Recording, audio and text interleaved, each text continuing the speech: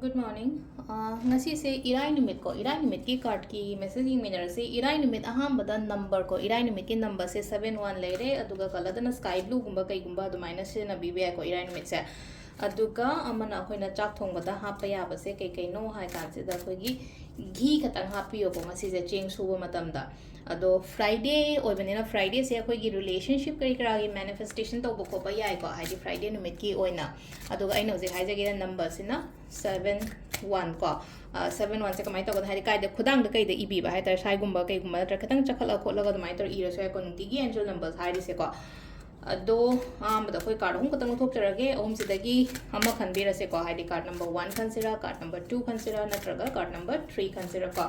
amai taraga ado silaire ko ahamba card se de leire ani shuba card se de leire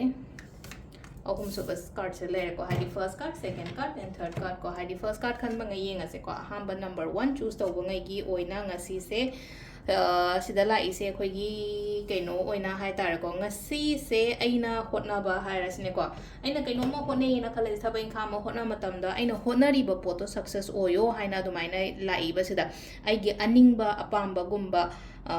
ningba thungba adumai taraga dumba su piri ko aduga amana sida le haidi mina su nungsibi ba oina oibodo haidi mina nungsiba mina respect to wiba copy ba adumai taraga ko ado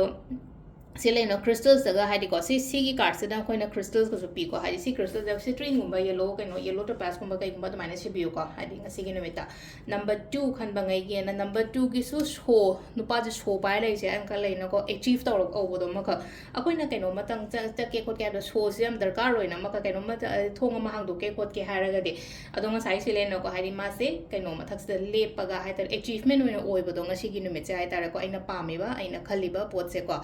ado sida leina ko haidi pesaga oitaraga su leina ko haidi sufficient oina lakpa dumaina oina oiri ko achievement successful kari kra su gumma mayam se celebrate to kaina ga haidi ko ngasi se ko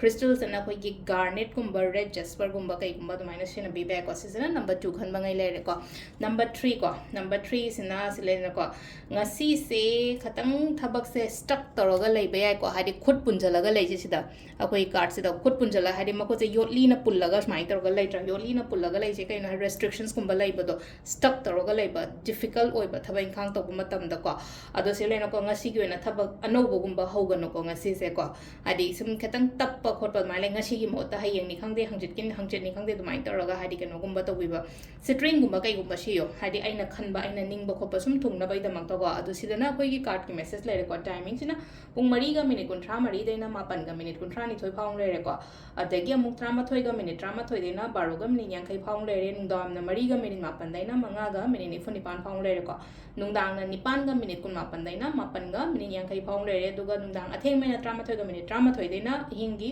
3 ga minute 13 phang le ko sisina koi gi ngasi gi oina afaba time ko ado sida le re koi gi daily card message se ma'am thank you